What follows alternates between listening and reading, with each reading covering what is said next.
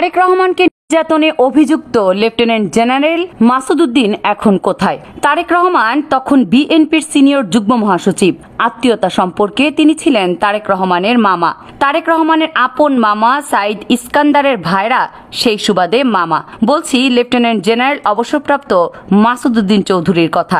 অভিযোগ আছে 1/11-এর সময় ভাগ্নে তারেক রহমানের উপর দৈহিক নির্যাতনের অন্যতম হোতা ছিলেন মামা লেফটেন্যান্ট জেনারেল মাসুদ উদ্দিন চৌধুরী। সে কথা বলার আগে সংক্ষেপে জানিয়ে দেই 1/11-এর ঘটনা।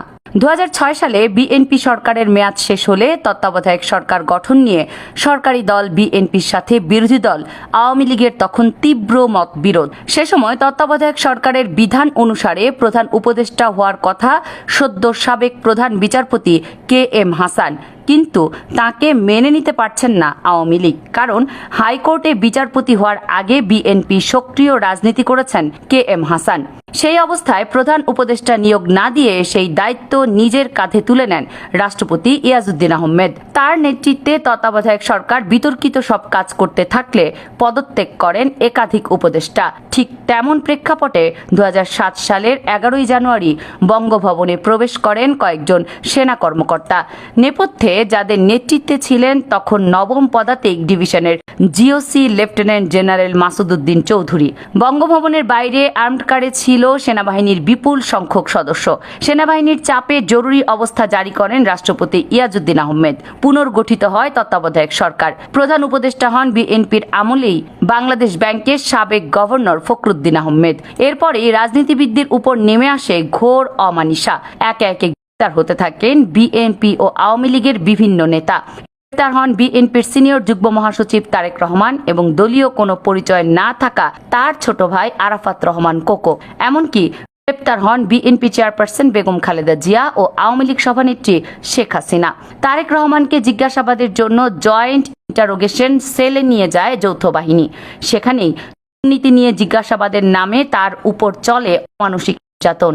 সে সময় গুরুতর অপরাধ দমন সংক্রান্ত জাতীয় সমন্বয় কমিটির সমন্বয়ক ছিলেন মাসুদ উদ্দিন চৌধুরী। অভিযোগ, তিনিই তারেক রহমানকে নির্যাতনের আদেশ দিয়েছিলেন। শুধু আদেশ দিয়েই ক্ষান্ত হননি, তারেক রহমানকে কেমন শাস্তি দেওয়া হচ্ছে নিয়মিত সেই খোঁজ খবরও রাখতেন তিনি। এই নির্যাতনের কারণ ছিল তারেক রহমানের উপর তার ব্যক্তিগত ক্ষোভ।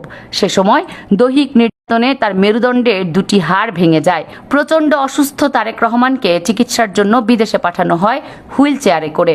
1/11-এর সেই তত্ত্বাবধায়ক সরকারের সময় এক পর্যায়ে মাসুদ উদ্দিন চৌধুরীর বিরুদ্ধে ব্যবসায়ীদের ধরে এনে টাকা আদায়ের মতো অভিযোগ ওঠে।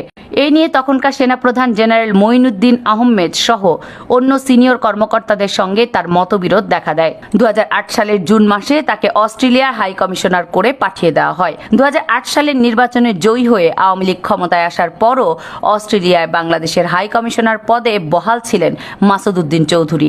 এমনকি সরকারি চাকরির স্বাভাবিক মেয়াদ শেষ হওয়ার পর তাকে এক্সটেনশন দেয় আওয়ামী লীগ সরকার। টানা 6 বছর অস্ট্রেলিয়ায় হাই কমিশনারের দায়িত্ব পালন শেষে 2014 সালে দেশে ফিরেন মাসুদ উদ্দিন চৌধুরী।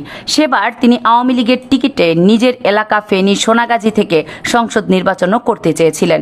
তবে সেখানে আওয়ামী লীগের শক্ত নেতা থাকায় তার আশা পূরণ হয়নি।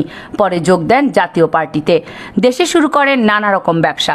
2018 সালের নির্বাচনে জাতীয় পার্টির টিকিটে সংসদ সদস্য হন। এরপর শুরু করেন রিক্রুটিং এজেন্সির ব্যবসা।